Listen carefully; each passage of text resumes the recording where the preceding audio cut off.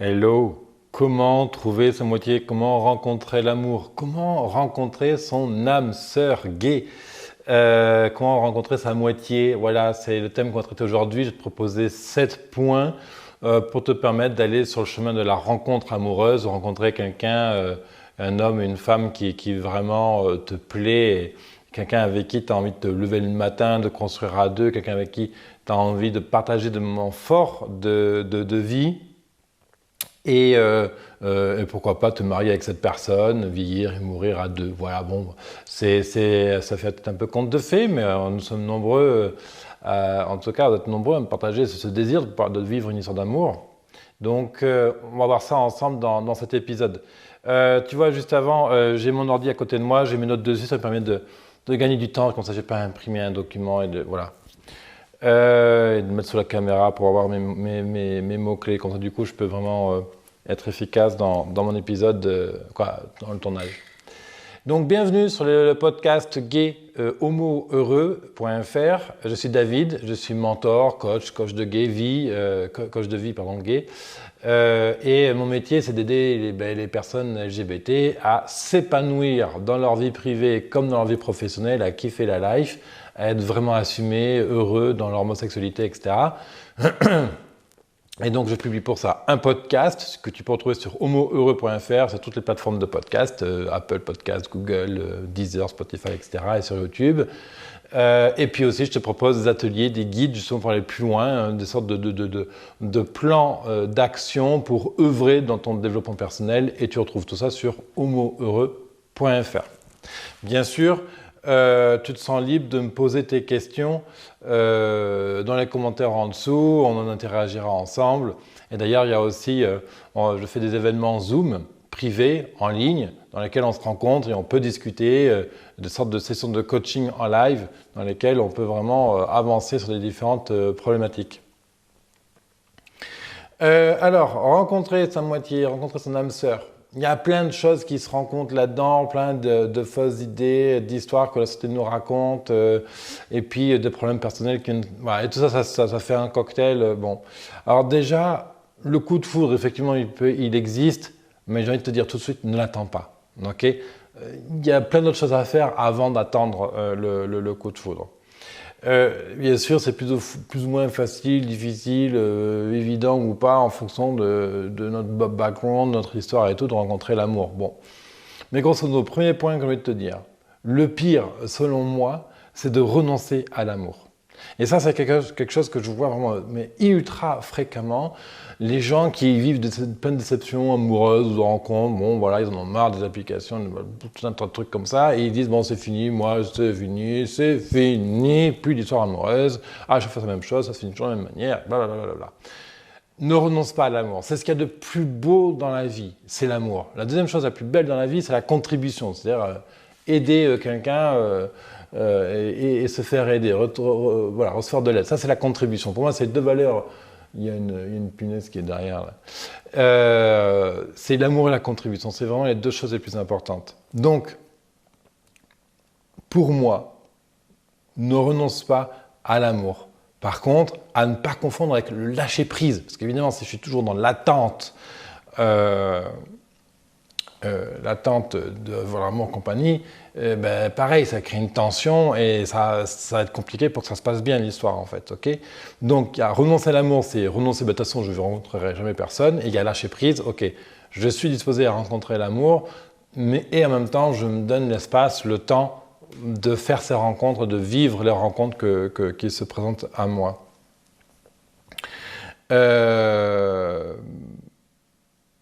Et ça, bien sûr, quand on renonce à l'amour, quand on est vraiment tenté de renoncer à l'amour, d'abandonner une histoire d'amour, c'est que quelque part, finalement, on ne s'aime pas assez. On ne croit pas assez en la vie. Donc, la question, c'est, est-ce que tu es vraiment certain de croire en la vie, de croire en toi, en tes capacités, voilà. Et donc ça peut faire un premier sujet sur lequel tu peux œuvrer pour justement renforcer ton envie de vivre, de partager quelque chose d'intéressant dans la vie, etc. La deuxième chose très importante pour rencontrer l'amour et vivre l'amour avec quelqu'un, bien sûr, tu l'as déjà entendu évidemment, mais c'est s'aimer. Et c'est super important de s'aimer soi, de voir sa valeur de voir que tu es une personne géniale. Peut-être que tu en doutes. Je ne te connais peut-être pas personnellement là maintenant quand tu me regardes là, tu regardes la vidéo, mais tu es une personne géniale. Quelle que soit ton histoire, ton parcours, les pires conneries, les infamies que tu as pu faire subir aux autres, tu es une personne géniale. Ok? Et au plus tu vas habiter cette chose, ouais, je suis une personne géniale, mais au plus tu vas aligner des pensées positives, tu vas aligner des histoires qui vont te porter dans ta tête, au plus tu vas aligner des rencontres, des choses comme ça, qui vont te porter vers l'avenir, qui vont te porter vers cette rencontre justement attendue. Aimer, c'est aussi laisser ses peurs derrière soi. Quand tu t'aimes, quand j'éprouve de l'amour pour moi-même, de la fierté, de la reconnaissance, de la satisfaction, du plaisir, de la plénitude, de la sérénité, de l'épanouissement, etc., j'efface la peur. Et un truc tout bête, le cerveau ne peut pas vivre deux émotions contradictoires en même temps. Il ne peut pas à la fois vivre de la peur et à la fois vivre de l'amour. Donc, chaque fois que tu vis, que tu éprouves dans ton corps de l'amour, ton cerveau n'éprouve pas de la peur. C'est aussi mécanique que ça. Et donc, quand ton cerveau n'éprouve pas de la peur, il éprouve de l'amour. Et alors, c'est de l'amour, la contribution, de la joie, il y a toute une myriade d'émotions dans l'amour, qui définissent, qui parlent de l'amour. Mais au plus je m'aime, au plus je vis l'amour, au moins il y a de place pour la peur dans mon corps, dans mon cœur, dans ma psychologie. Et donc, moins il y a de peur, au plus il y a d'amour, au plus il y a d'amour, au plus je suis disposé à rencontrer, à faire cette rencontre amoureuse, à vivre les moments de rencontre qui se présentent à moi, et bien sûr, vivre l'amour. Au plus je m'aime, au plus j'aime mon corps, par exemple. Au plus j'aime mon corps, au plus je suis vraiment présent dans ce moment intime, dans ce moment de sexualité que cette rencontre propose. Donc au plus je suis vraiment là présent dans cette sexualité, au plus le moment va être orgasmique, va être génial, au plus la personne en face va le ressentir, au plus ça va être super beau, et etc. etc. Ok? Donc, aimer, c'est aussi lâcher les risques.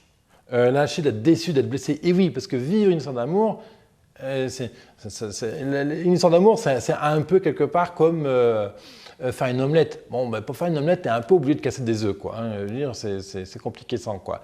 L'amour, c'est pareil. C'est-à-dire que tu ne peux pas attendre de vivre une histoire d'amour extraordinaire si tu n'es pas prêt à vivre la rupture qui va avec. C'est difficile. Dire, ah ben oui, alors tu veux me dire, ah oui, mais alors, tu veux vivre une histoire d'amour, puis après tu me dis, ah oui, il faut être prêt à vivre la rupture. Être prêt à vivre la rupture, ça veut dire être prêt à vivre tous les bas qui sont associés à l'histoire amoureuse. Parce qu'une histoire amoureuse puissante est une histoire amoureuse qui peut te faire bosser. L'amour, ce n'est qu'une histoire de miroir, d'accord ? L'autre te renvoie les choses que tu as besoin de travailler chez toi, les choses qui ne sont pas réglées, les traumas, les failles, les blessures, ce qui te fait souffrir au quotidien, même si tu es heureux, bien installé dans ta vie et quotidien et compagnie, l'histoire d'amour va venir travailler ça. Et toi, bien sûr, tu vas aller faire travailler les blessures, etc. de l'autre. C'est un travail inconscient, d'accord ? Donc, bien sûr, on peut mettre de la conscience au travail de couple. Dans ton couple, tu rejoues les schémas parentaux, tu rejoues ce qu'on t'a appris comme modèle, comme stéréotype de fonctionnement, etc. Donc, ton boulot à toi, c'est de savoir couper ces risques. Si tu as peur de l'amour, rappelle-toi, si je vis de la peur, je ne peux pas vivre l'amour en simultané. Donc, si tu as peur d'être déçu par l'amour, tu ne peux pas accéder à l'amour. C'est compliqué c'est comme si tu avais peur d'avoir un moment de sexe avec quelqu'un parce que tu as peur de ne pas être assez performant. C'est des idées qui circulent, je ne sais pas si c'est ton cas, mais si tu as peur de ne pas être assez performant quand tu fais l'amour, ou quand tu as un moment de cul, ton moment de cul va être moyen en fait. Tu ne pourras pas avoir l'orgasme que tu as envie, tu vas être bloqué à des endroits, tu vas être rigide, ou tu ne vas pas être détendu, ou des choses comme ça, quoi. L'autre en face, du coup, ne sera pas détendu, il va comprendre qu'il y a un truc qui ne se passe pas, il ne sera pas forcément le nommer, mais il va le ressentir. Okay ? Bon, c'est pareil en amour. Si tu as peur de l'amour, de faire cette rencontre et compagnie, ah oui, mais ils sont tous pareils, ah oui, mais à un moment donné, il va se barrer, ou alors il vient là parce qu'il est intéressé par, je sais pas, ma situation, mon patrimoine, genre de choses, ah oui, mais il vient parce que, en fait, il est désespéré. Attends, et mec, si tu commences à avoir des préjugés contre ces gens, C'est de la peur tout ça, d'accord? C'est vraiment ça qu'il faut comprendre, c'est de la peur tout ça. Pourquoi tu as peur que les gens viennent te piquer, te faire du mal, compagnie? Non, les gens ne sont pas là pour faire du mal. Quand quelqu'un vient et te propose une rencontre, c'est qu'il a envie de cette rencontre. Il ou elle, d'ailleurs, bien sûr. Hein. Et donc, réussir à vivre une belle histoire d'amour, c'est lâcher la peur d'être déçu par cette histoire d'amour-là. À partir du moment où tu acceptes que cette histoire d'amour est là pour t'apporter quelque chose, et que dans ce couple, vous vous faites mutuellement progresser dans vos vies, alors tu comprends que les histoires d'amour sont toujours positives. Il y a toujours un apprentissage, il y a toujours une histoire d'amour. Eh bien, bon, voilà. Tu comprends que derrière chaque histoire d'amour, il y a quelque chose de positif, et que donc, l'histoire d'amour en elle-même est positive, et donc même si elle ne dure pas toute une vie, il y a eu quelque chose de magnifique derrière. Ok ? Et donc c'est ça qu'on va apprendre. D'ailleurs, il y a eu un autre épisode qui a été publié sur le podcast, comme ça, qui est comment se remettre d'une rupture amoureuse. L'amour, au final, pour conclure ce point, c'est un équilibre. Et l'équilibre, il est fragile, il évolue, bien sûr, tout le temps. Mais l'équilibre, c'est toi, cette autre personne, le couple, la vie que vous voulez mener, ce qui se passe aujourd'hui dans la vie, dans la société, compagnie. Et on va réussir à naviguer et à trouver notre bonheur dans cet équilibre. Voilà, c'est ça l'amour en fait. Et donc bien sûr, des fois on se mouille, des fois on tombe, des fois on arrive à grimper, l'autre nous fait la courte échelle pour grimper un mur. Voilà, c'est ça l'amour. Ensuite, souvent, ah oui, mais il faut que j'en compte la bonne personne. Je veux le prince charmant. Ah, mon prince charmant, il doit être mon princesse charmant, il doit être comme ci, comme ça, comme ça. En fait, il n'y a pas de bonne personne. En amour, comme en amitié, il n'y a pas de bonne personne. Je veux dire, il n'y a pas la bonne personne à rencontrer et les mauvaises personnes à rencontrer. Il peut y avoir des personnes qui te tirent vers le bas, des personnes qui te tirent plus ou moins vers le haut. Ouais. Il y avoir des personnes plus ou moins positives, des personnes qui te rendent plus ou moins heureuse, plus ou moins épanouie et compagnie. Effectivement, on va aller rechercher des personnes qui te rendent le plus possible épanouie, qui te donnent le plus possible de la joie, qui te donnent le plus possible, qui te tirent vers le haut le plus possible. Bon, évidemment, mais ça marche à hauteur de ce que tu donnes. Si tu donnes ça de joie et que l'autre te donne ça de joie, à un moment donné, il va dire « Attends, mon collègue, je donne tout ça de joie, à un moment donné, tu ne veux pas avancer dans ta vie, moi je me casse. » Ok ? Donc il n'y a pas de bonne personne. Le couple, c'est un équilibre donc, entre trois individus, toi, ton partenaire et le couple. Et à vous de décider si dans cet équilibre, dans cette rencontre, dans vos projets, dans vos valeurs, dans vos aspirations, si ça match, et s'il y a moyen de faire cet équilibre ensemble, de progresser ensemble. À partir du moment où il y a une rencontre amoureuse, à partir du moment où tu ressens de l'amour pour une personne, à partir du moment où elle ressent de l'amour pour vous, pour toi, pardon, et à partir du moment où vous aimez le couple que vous formez, vous êtes amoureux. Et donc, tout ce qui viendra gêner le fonctionnement de ce couple n'est en fait que la révélation d'un trauma, d'une histoire, d'une faille, d'une blessure qui n'a pas été soldée, soignée chez l'un ou chez l'autre. Et donc, du coup, ça vient créer ce problème. Donc, quand tu fais une rencontre et que rapidement tu as des préjugés ou des jugements assez sévères sur la personne, en fait, quand tu veux émettre ce jugement à l'autre personne, tu parles de toi en fait. Tu parles de tes propres blessures et compagnie. Donc, ou tu vas rester dans cette projection négative sur l'autre, donc en fait tu projettes toi sur l'autre, hein, tu vois chez l'autre peut-être tes propres problématiques. Donc soit tu fais le choix de continuer à faire ça, puis effectivement tu passes une autre rencontre, mais tu n'auras pas avancé, ou alors tu fais le choix de toi avancer sur ce préjugé-là, ce jugement, cette blessure, ce que tu reproches à l'autre. Ah ben ouais, mais punaise, à chaque fois il faut faire le ménage parce que les mecs ils viennent et puis ils font jamais le ménage. J'en sais rien des phrases que tu peux le dire, d'accord? Ah ouais, mais à chaque fois, bon...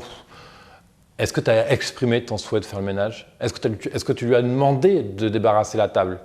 Ah non, il y a un problème de communication alors. Donc c'est toi qui dois bosser la communication en fait.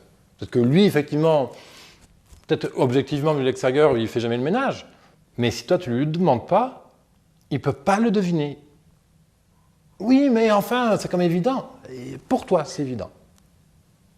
C'est ça l'amour. L'amour, c'est lâcher ce risque d'être déçu et aussi comprendre qu'à chaque fois que je renvoie une critique, un jugement envers l'autre, en fait, je parle de moi. Et c'est en ça qu'il n'y a pas de bonne personne. Les personnes que tu rencontres dans ta vie, elles ont toutes été rencontrées pour une raison. Le hasard, ça n'existe pas. Alors, un mathématicien te dirait autre chose. Moi, je définis la chose ainsi. Les coïncidences existent, le fait de rencontrer un ami à l'autre bout de la France alors que tu te balades. Imaginons que tu habites à Montpellier, tu vas te balader à Strasbourg et puis tu rencontres comme ça une personne que tu as connue il y a longtemps et vous vous reconnaissez, vous discutez. Ça, c'est une coïncidence, d'accord? Mais le fait que deux êtres qui sont au même endroit à un moment donné, que ce soit une application, d'accord, ou dans un bar ou ailleurs, que vous vous rencontrez, que vous vous mettiez à discuter, que vous débutiez une histoire d'amour, ça, ce n'est pas le fruit du hasard. C'est le fruit de la volonté de l'un comme l'autre de nourrir cette relation. Et c'est en ça qu'il n'y a pas de hasard dans les rencontres, que les rencontres qui viennent à nous, elles sont toujours là pour nous faire progresser quelque part dans notre vie. Et l'autre nous rencontre pour que nous, on le fasse progresser quelque part dans sa vie. Tout ça, bien sûr, c'est inconscient. Bien sûr, tu peux développer de la conscience sur tous ces phénomènes-là, mais c'est un autre sujet, c'est un autre domaine. Et c'est pour ça que toutes les personnes que tu rencontres, elles sont toutes bonnes. D'accord? Ça, c'est vraiment un point super important que je voulais aborder avec toi dans cette notion de rencontre amoureuse. Toutes les personnes que tu rencontres autour de toi, elles sont bonnes et tout est question d'équilibre et de comment toi tu acceptes que la projection négative que tu as sur les autres n'est que l'image que tu as de toi-même. Et les histoires profondes, négatives qu'on se raconte sur nous-mêmes, ces histoires, ces jugements internes, mais il faut vraiment creuser profond pour les ressentir. Mais chaque fois que tu dis « Oh putain, mais lui, il fait que comme ça, mais c'est que toujours comme ça, ah mais là, c'est comme ça me plaît pas », observe-toi. Chaque fois que tu dis ce genre de choses, tu parles de toi en négatif. Et si tu prends vraiment le pied à écouter ces histoires, à dire « Ah tiens, David, tu as un jugement là-dessus. Ok, c'est quoi en fait derrière le truc? Pourquoi je me raconte cette histoire à moi? C'est quoi mon intérêt à me raconter cette histoire négative ?» Et ainsi de suite. Et donc là, on va développer sa capacité à transformer ses bugs, ses jugements, ses souffrances, ses blessures en amour. Et c'est ça l'amour. Qu'est-ce que c'est l'amour? C'est transformer toute notre peine en beauté. Tu sais, c'est l'histoire du lotus. Le lotus, il naît dans la boue. Et tu as vu la magnifique fleur qu'il nous fait? Voilà, ça, c'est l'amour. Ensuite, 4 conseils. Avant d'aller plus loin, sache que si tu arrives sur cette chaîne-là, je t'invite à mettre un pouce en bleu, à commenter, à t'abonner sur homoheureux.fr. Il y a un guide pour ça qui s'appelle Homo Heureux Mode d'emploi, qui te permet justement de développer ce bonheur au quotidien. Et si tu vas plus loin, il y a des ateliers en ligne, il y a un espace membre auquel tu peux t'inscrire, bien sûr. Et je serais ravi de pouvoir t'accompagner, d'avoir un échange ensemble sur WhatsApp, par exemple, et de te proposer des conseils concrets dans ta vie. 4 conseils encore, il nous reste. Ne pas attendre le coup de foudre. Le coup de foudre, ça existe, c'est magnifique à vivre. J'en ai déjà vécu un, on va dire ça, et même 2. Puis après, tu as les coups de foudre, on va dire qui à l'instant T, là, tu croises quelqu'un et puis c'est extraordinaire, puis il y a quelque chose qui va se construire, ou alors un coup de foudre qui va durer quelques heures, tu vois, qui va se construire sur quelques heures. Puis après, tu as l'histoire d'amoureuses qui vient progressivement, ce qui est la grande majorité des histoires d'amour aujourd'hui, d'accord? Donc, attendre le coup de foudre et vouloir vivre le coup de foudre à la Blanche-Neige, au Prince Charmant, etc., c'est le meilleur moyen de rater tes rencontres, de passer à côté de magnifiques rencontres amoureuses et finalement de nourrir une sorte de morosité, de déception et de tristesse au quotidien. Donc, le coup de foudre, tu ne peux pas le créer. On peut provoquer, on peut aider la chance, etc. On en parlera de notre vidéo. Mais le coup de foudre, ne attends pas. Au plus tu attends, au plus tu seras malheureux. Par contre, tu peux œuvrer au quotidien, jour après jour, à développer ta joie, ta bonne humeur, ta contribution, à t'aimer davantage, à prendre conscience de tes schémas négatifs, tes histoires limitantes que tu te racontes, compagnie. Et si tous les jours tu fais ça petit à petit, et que tous les jours tu définis petit à petit tes projets, tes aspirations, tes valeurs, et que tu définis, que tu avances dans ta vie, donc là, tu rayonnes, tu lâches des valises, des traumas, des blessures, tu soignes. Et donc là, ça va nous amener les rencontres. Là, tu vas avoir un flow, tu auras des gens qui vont frapper à ta porte tous les jours pour te rencontrer. Et je t'invite juste à faire l'expérience, et à te rappeler d'une chose. Quand imaginons que, je ne sais pas, peut-être que tu es inscrit sur des sites web de rencontres, d'applications comme Grindr, Badoo, Hornet, compagnie, d'accord? Si tu es inscrit là-dessus, Combien de rencontres tu fais les jours où tu es de mauvaise humeur ou que tu es triste? Combien de rencontres tu fais les jours où tu es de mauvaise humeur ou triste? Et compare, et compte, observe le nombre de rencontres. Donc de rencontres, ça veut dire le nombre de gens qui te répondent bonjour et salut, comment ça va, comment ça se passe pour toi, les jours où tu es dans la joie, la bonne humeur et compagnie. C'est magique, non? Tu ne crois pas? Tu n'as pas remarqué que tu fais plus de rencontres, de discussions et d'échanges quand tu es dans la bonne humeur et la joie? Comment on fait? Comment ça se passe? Comment les gens savent que tu es de bonne humeur ou pas? Eh bien, ça s'appelle. Alors, je ne vais pas rentrer dans les détails, mais il y a plein de phénomènes psychologiques, d'énergie, etc. Et ça n'a rien de bisounours, hein, c'est scientifiquement démontré, hein, tout ça, hein, qui font que les choses s'alignent en fait par elles-mêmes. Donc, au plus j'attends ce coup de foudre, au plus je crée une pression. Et la pression, c'est de la peur, c'est du stress. Et donc, forcément, ça va coincer. Prochain conseil. Lâcher prise sur tes attentes et exigences. Ah oui, il doit être comme ça, il doit être comme ça, il doit être comme ça, il doit être comme ça, comme ça, comme ça, il doit se passer ça, ça, ça, ça. Moi, c'est au premier rendez-vous, ça ne se passe pas comme ça. Et cool. Déjà, viens-moi les attentes et laisse-toi aller. Et le meilleur moyen de laisser aller tes attentes et lâcher prise sur les exigences que tu peux avoir, fais ta valise, pars en week-end. Pas une semaine en Espagne, pas une semaine en Italie, pas une semaine au fin fond de la Creuse ou des Cévennes. Viens une semaine chez nous dans la maison LGBT des Monts Bleus, là en Cévennes. Et ça, changer de cadre de vie, de lieu, de dormir dans un autre endroit que tu ne connais pas, ça va obliger ton cerveau à recalculer plein de choses. Ça ne fera pas tout évidemment, mais c'est un très très très bon point de départ pour justement t'aider à lâcher prise sur toutes tes exigences et compagnie. Et dis-toi bien que toutes les exigences que tu as sur l'autre, c'est des exigences que tu as sur toi et sur lesquelles tu n'es pas satisfait. Alors évidemment, après on peut poser un cadre. Bon, écoute, moi j'aimerais bien quand même qu'il lise beaucoup, qu'il aime cuisiner, qu'il aime le bon vin, qu'il aime la montagne, parce que moi c'est vrai que j'adore la montagne. Ça, c'est autre chose. Ça, c'est pas des exigences. C'est un projet de vie, c'est un projet d'amour. Là, on peut réfléchir à quel est l'amour idéal, la personne idéale que j'aimerais rencontrer. Ça ne veut pas dire que je vais devoir cocher des cases quand je rencontre la personne. Est-ce que tu aimes lire? Okay. Est-ce que tu as lu Balzac, machin? Okay. Est-ce que tu as fait... Non, évidemment que non. D'accord. Avant-dernier conseil, rencontrer. Attention, ça va faire mal, pour beaucoup. Rencontre un maximum de personnes hors Internet. Les applications Grindr compagnie, c'est bien, c'est un bon outil. Moi, je dis en rigolant qu'on fait une rencontre intéressante sur 100 sur Grindr.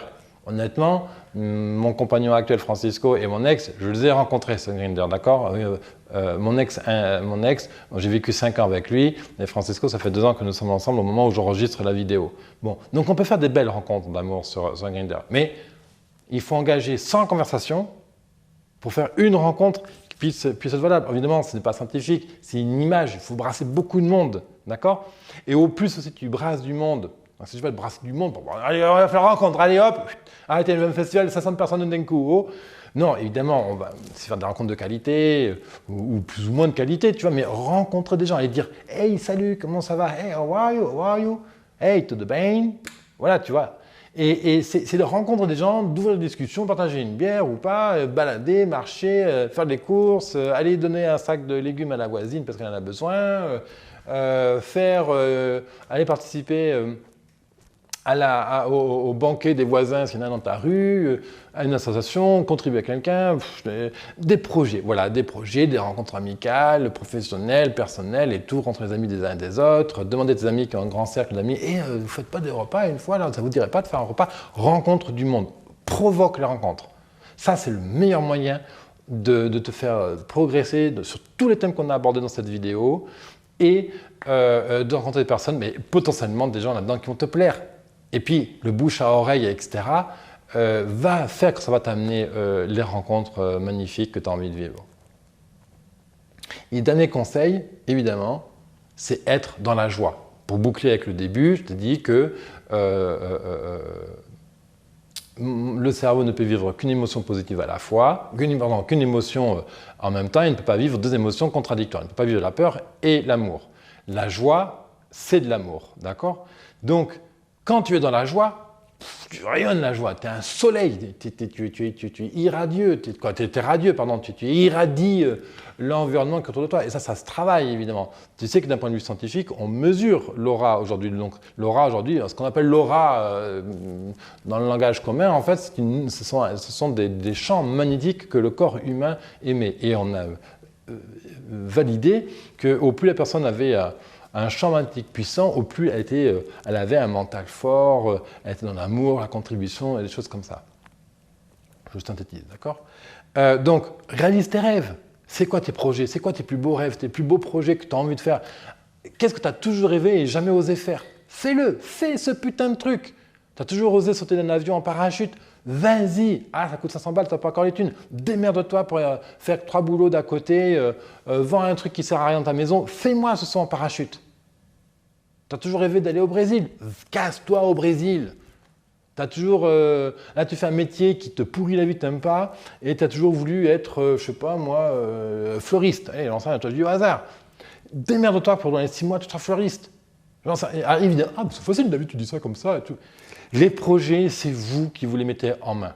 Et ces projets-là, qui sont tellement définissants pour soi, vont te donner la joie. Et derrière ça, je te promets que ça va t'amener les rencontres et donc la rencontre amoureuse que tu désires tant. Parce que quand je suis en joie, je peux recevoir l'énergie des autres. Si j'ai peur, je suis fermé, je suis coupé du monde. Il n'y a pas de rencontres amoureuses qui peuvent se passer si tu es coupé du monde. Tu comprends la logique? Donc, comment nous développons ta joie? Puis en plus, c'est tout bénef. Si tu es en joie, tu es de bonne humeur du coup, tu as de l'énergie, tu dors avec un bon sommeil, le matin tu es frais, dans la journée c'est tonique et tout, tu fais des projets qui t'excitent et qui t'emballent, et donc du coup là, tu vas avoir nourrir un sentiment de réalisation de soi, de besoin de nouveauté, de sécurité, etc.